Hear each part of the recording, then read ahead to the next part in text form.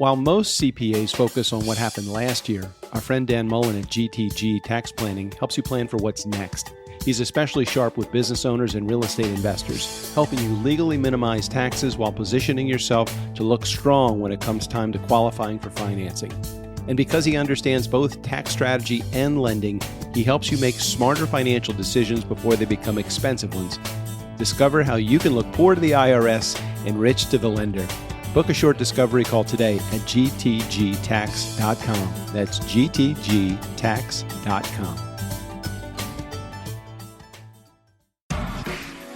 Thinking about launching a podcast but overwhelmed by all the moving parts? At TurnKey Podcast Productions, we take the hassle out of podcasting so you can focus on the talk, not the tech.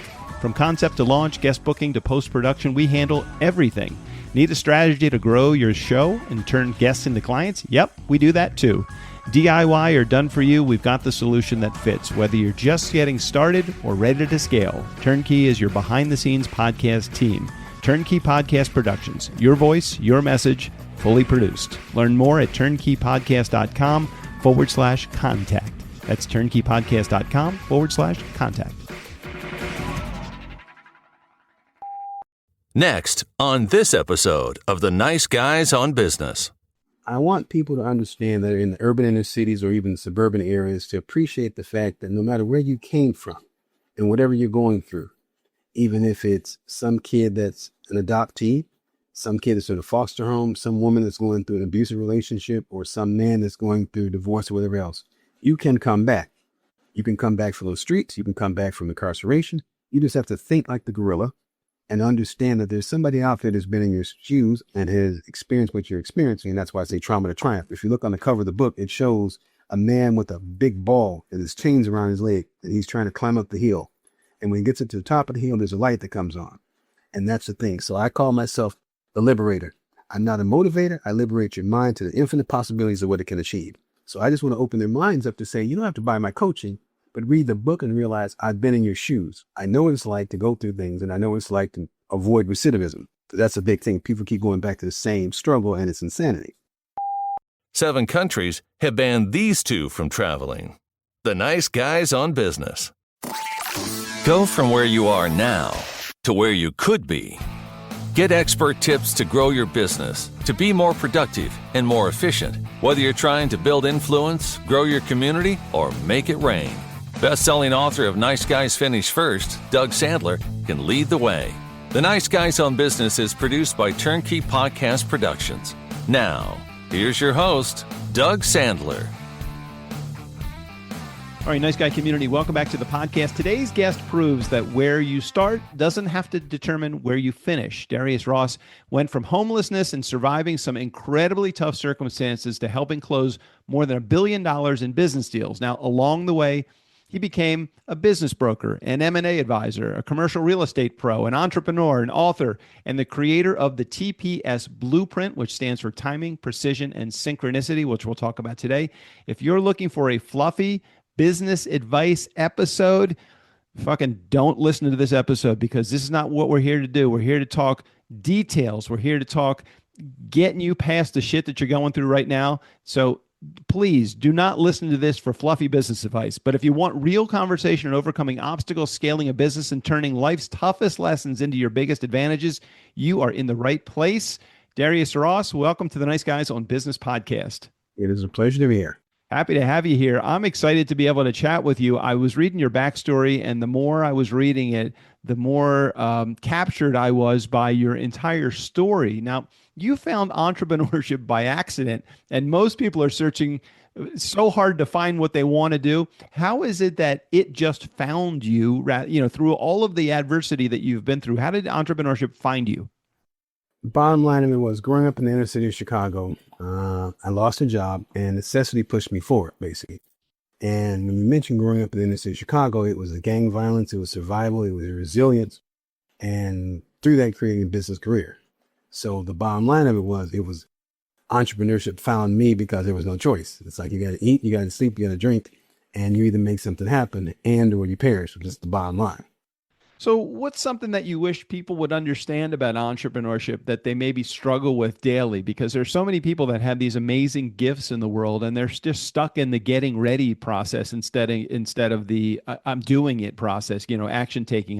The biggest challenge that I often have is I'm a podcast producer, so people come to us and they want to know everything about podcasting before they hit that fucking record button the first time, and I'm like, just hit record and just talk because that's the best way to do it. What is it about entrepreneurship that's that way for you? What do people struggle with daily? Is this PG or can I go? You've already heard me drop the F-bomb a couple of times. You Yeah, I go want to any be clear. direction you want to. The bottom line of it is get out of your freaking head. I'll clean it up. Okay. You have to stop being your own worst enemy, because the bottom line of it is when you enter entrepreneurship, you're already outgunned and outmanned. So it's like taking a knife to a gunfight. No matter how much experience that you have, no matter how many times you've actually worked in corporate America, it will not prepare you for adapting and being resourceful to situations that you can't imagine that will happen. That handshake that you shook hands with somebody that you had a deal, that handshake is bullshit. The bottom line of it is that operation that you think is going to run smoothly when you're not there ain't going to happen. Those employees that are going to steal ain't going to happen. So the bottom line of it is you have to build a business around deep diving and realizing that you have to realize that at some point in time, you're going to be overextended and you're going to panic. So what do you do when you panic? That's my gorilla principle. Do you think that when you have to succeed in order to eat, that alone can provide some pretty deep motivation? I know. When you have to figure out what you're going to do when you're facing two other interesting situations. You're facing the fact that not only do you have to eat, but you have other people that are depending on you to eat. And there's nothing like a little mouth coming to you saying, I'm hungry. And you hear that same word about 25 times.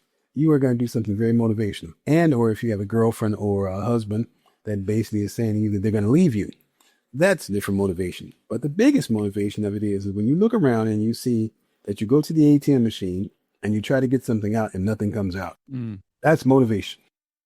So take me through a little bit of your early stages of your story. What shaped the situation that you're in, your journey, and then how did you find your way out of it? I know through necessity you found your way out of it, but how did you actually get there? What's your journey all about?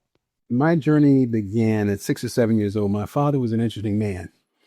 He had his philandering ways, but he was more interesting in the sense that he would actually provide me material, which is like the Wall Street Journal, Forbes, Fortune, everything else. And he would constantly quiz me. But little did I know those quizzes were going to come in handy later on. So one of the first things that happened was 8th grade. I did not walk across the stage at 8th grade graduation, and I was a salutatorian because he couldn't pay the bill. So that was the first, as I say, shocker.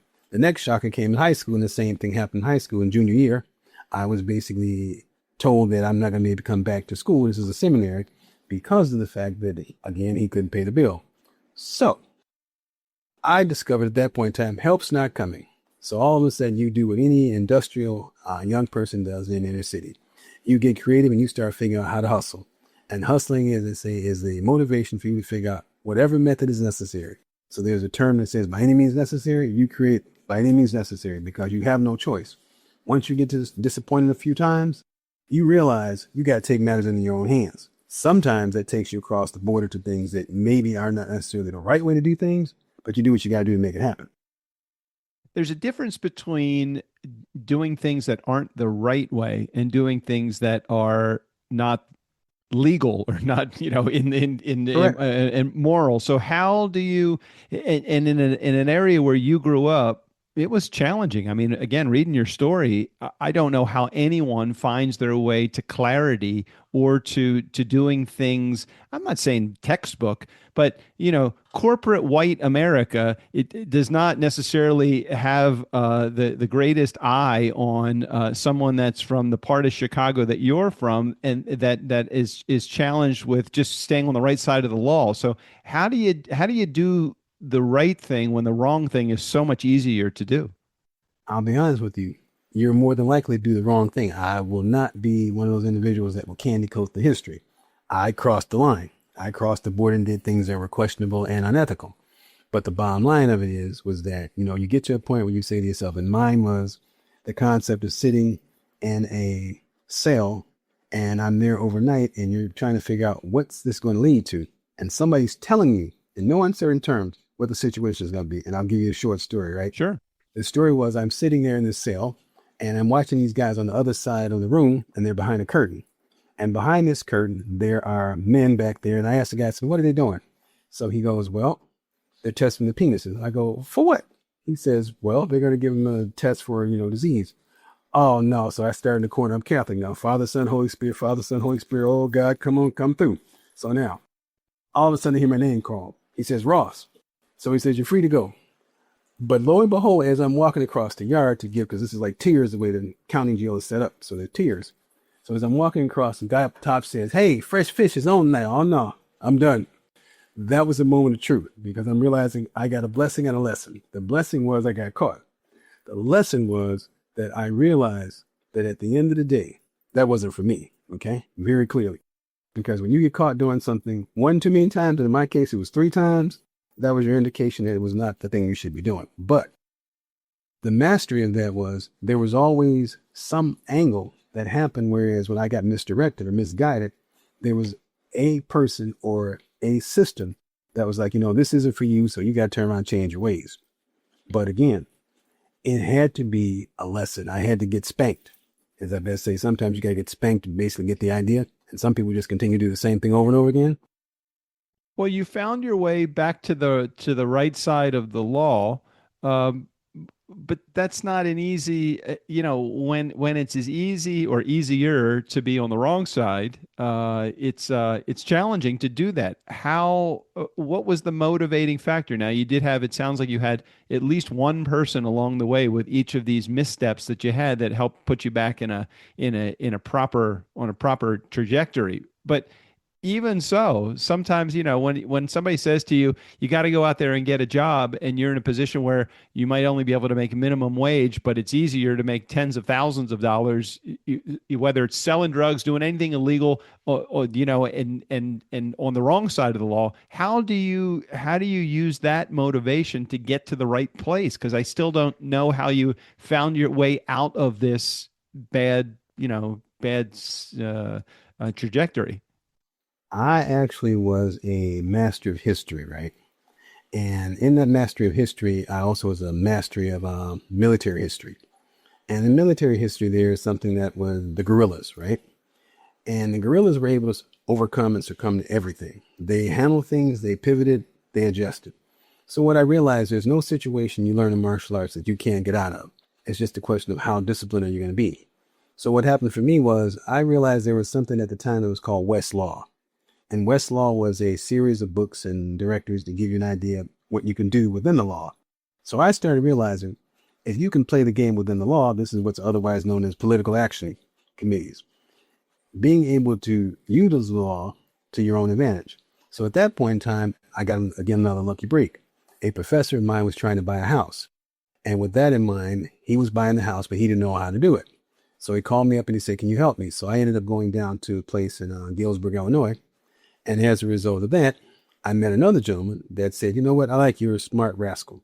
So you know what I'm going to do with you? I'm going to sell you a couple of houses for $100 because he realized I knew how to use the Community Reinvestment Act. At the time, they were not necessarily allowing. In this community, they didn't have any blacks that owned homes. So I knew about what the Community Reinvestment Act was all about. So as a result, I helped him buy his first house as a black man. And as a result, voila, that began my start. That sounds like that was an interesting turn of events for you. They took a situation that they needed your help, and you ended up being the benefactor of some timely services that they needed taken down. So at what point in your career did you discover that you actually have a system for creating this blueprint? You have this thing called the TPS blueprint, and I'd love to spend a couple of minutes talking about that as well. At what point during your career did you say, hey, I have something that I got my hands on that I know would work for other people that are trying to build businesses also? I actually started reading, there was a book by Reggie Lewis about, basically, I think the topic of it was, he was buying Beatrice, and the topic of it was doing what the white guys do better. And it was a leverage buyout concept. Along the way, there was also Donald Trump had the book about the deal making.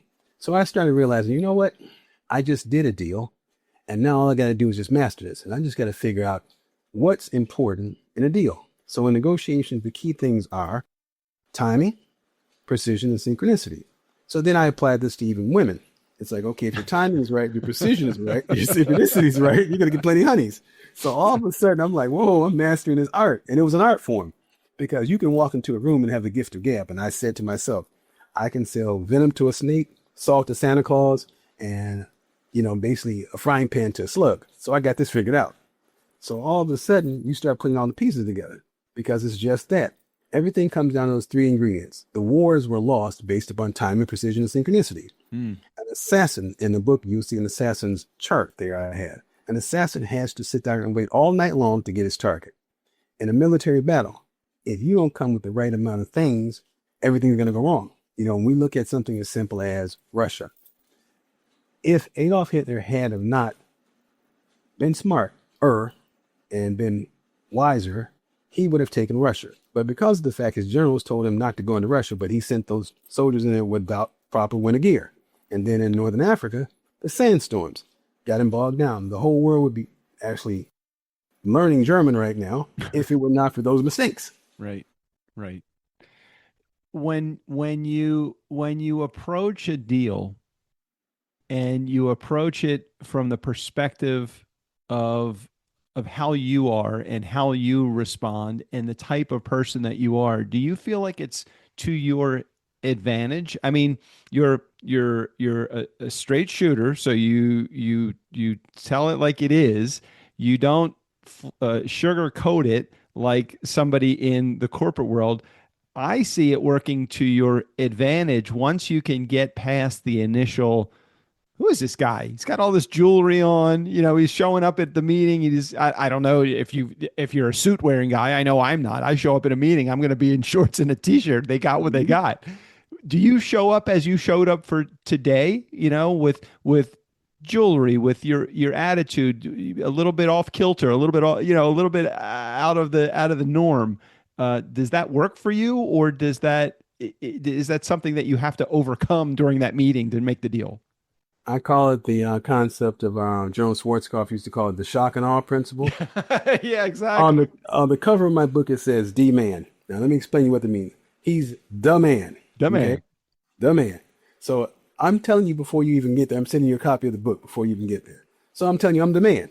So if I'm the man, what else we going to go with that? Where else we got to go with that? You already know when you come in there, the guy is hungry, he's aggressive, he's arrogant, he's got the swag. So there we are. Now, once we get to know each other, we're all good.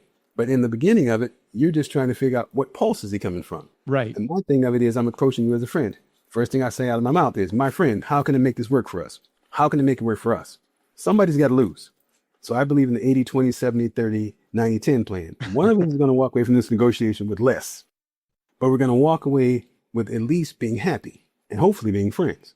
So the bottom line of it is I'm in the mindset of, okay, you have a need, I have a need. I got to figure out what your want is. And as I always say it best, if you figure out the need, you utilize the greed. Very simple. You mentioned something just a second ago, and I want to just talk about this for a sec, because I think it's either I misunderstood it or it's a concept that's a little different than as I approach every potential deal. I think you said that someone's going to win and someone's going to lose. Can't you have two winners in a deal? No. Okay. All right. Tell me about that. I'm going to be a contrarian here. I'm going to take the opposite side. I'm thinking, hey, look, I think you both can win and everybody walks away happy, which is ultimately what we're looking for anyway. But why does somebody have to win and somebody have to lose? Why can't everybody win? Because you're not going to get all the points that you want, and I'm not going to get all the points that I need. So again, somebody won, somebody lost. Now the question of the hour is, how many points did you get and how many points did I lose? How many points did you lose and how many points did I gain? So it's like even a relationship. You're with a girl, right? Fabulous. She's fine as sexy as can be, but she's got an attitude. So you're saying to yourself, okay, I got arm candy, but I got arm candy with an attitude. So you got to walk around with her knowing full well that she's got an attitude. And everybody's going, oh man, you got the diamond. Yeah, but you got a diamond that's got a little problem, okay? On the other hand, you got a guy that he's the machismo guy, he's hot or whatever else, but he's looking in the mirror all the time. That's a losing situation. But you got to keep saying to yourself, this is what I want. So you got to figure out what you can tolerate, but it's still, you're going to lose on something. It's not going to be win-win across the board. You know, you gained some points, but you lost some points. Where along the way did you, because again, I feel a little differently. I don't feel like like there's a definite right and a definite wrong. I wrote, Mhm. I wrote this book back in 2015. It's called Nice Guys Finish First. And one of the first in chapter one, I quoted Gary Shandling, who was a comedian who's no longer with us, but he said, if you don't think nice guys finish first, you don't know where the finish line is. And Mhm. my feeling is that a lot of people don't know where the finish line is. It sounds like my finish line is I'm not going to be satisfied until I don't even want the deal if you're not going to be happy in the end, because I don't feel like walking away from this without you having a proper mindset or a proper attitude. I feel like somebody wins, somebody loses, somebody's going to be sad at the end in that exchange. Is that okay with you? And if it is, it's totally fine. I'm just trying to understand how deals work with you. I will tell you in the very beginning, we are not going to make this thing work to precision the way either one of us wants it. I'm telling you in the beginning. I'll give you a good transaction recently. Yeah. Recent transaction I had was that bottom line of it was I was buying a parcel of land. It was $40,000, 49,000 matter of fact. So I went into the deal saying to myself, let me figure out exactly where he's going to go with it. So I said, we're going to start at 30, right? We're starting at 30. Now I told the agent, the best thing he can do is to take a look at how I operate in previous deals and in transactions in the book. I came back at 35. He said, deal. You know why he said deal? Because he realized I don't him and haw around. I'm only going to do this one time and that's it. Right. So he realized from 49 to 35, but he got all of his money. Okay. It was a cash transaction. So to his perspective, the man doesn't play around, but he's looking at it like my property's been on the market for 100 and some days. Do I want to keep on dicking around? Do I want to make a deal? I got it. I wasn't dicking around with him. Done. I got it. I got it. So his quote unquote unhappiness was the negotiation to 35 as opposed to 49. And ultimately he was happy because he closed the deal. You gave him cash. There was a number of things that you made him happy with, but I guess to a degree, you maybe we're just we're just mincing words here. I think that your person that's on the other side of the deal that's unhappy, I'm still feeling like he still walked away happy. He got a Yeah. deal out of this thing. Yeah. Because nobody else is coming along. Right. I got it. I got it. When did you realize that you were going to stay on this side of the law? And I don't mean to keep coming back No, to no, it's good. that, but I'm coming back to it because I hear a lot of I don't want to say street, but what I hear is your your philosophy oftentimes came from the motivation to want to eat. Now that you don't have the same struggles, do you find yourself having a challenge with staying motivated, or is something what motivates you now? The same thing it did when I was thinking about street activity, or the same thing it did when I was about to hustle. I never stop hustling because I never think that I'm comfortable. Okay. You can be a millionaire, billionaire, but if you never get comfortable, you keep on grinding. And I use that example of the Amazon, Jeff Bezos, and Sears. Sears stopped hustling, and Jeff Bezos and Amazon, Mr. Bezos, ate their lunch. Mm. All Amazon is a organized electronic mail order service. But Sears didn't realize we should have bought him. The first thing I would have said when he came along, done, is over with. Because I think in the streets, I'm not going to let you come on my block and even get close to penetration, period. Because if you come on my block, that's a problem. Okay. So this is the same way I look at it from a business perspective. When you are incarcerated, that equals penetration because everything is penetrating your mind. So you can't function. So if I stay on this side of the law and I use the law to its advantage to the fullest extent, I don't have anything penetrating my mind that's negative. So I can stay focused on the grind. And that's the key. As long as you stay focused on that grind, you'll never get complacent. You'll never get to a point where you start thinking, wow, I'm going to be comfortable. No, you're never comfortable. I always stay in the mindset I'm never comfortable. So you wrote a book called The TPS Blueprint. Is that the name of the book? Did I get that right?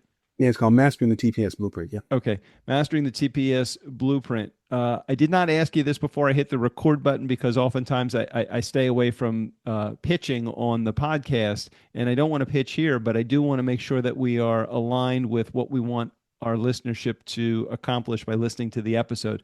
Is ultimately the goal of you being on the show to help bring awareness to your book? Is it to bring awareness to your process and your system, your coaching program? Tell me what you want to share with our audience that we're not specifically saying as of yet.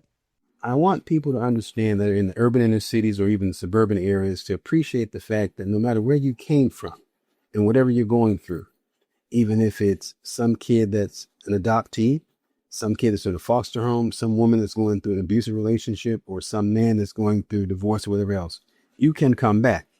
You can come back from those streets. You can come back from incarceration. You just have to think like the gorilla and understand that there's somebody out there that's been in your shoes and has experienced what you're experiencing. And that's why I say trauma to triumph. If you look on the cover of the book, it shows a man with a big ball and his chains around his leg, and he's trying to climb up the hill.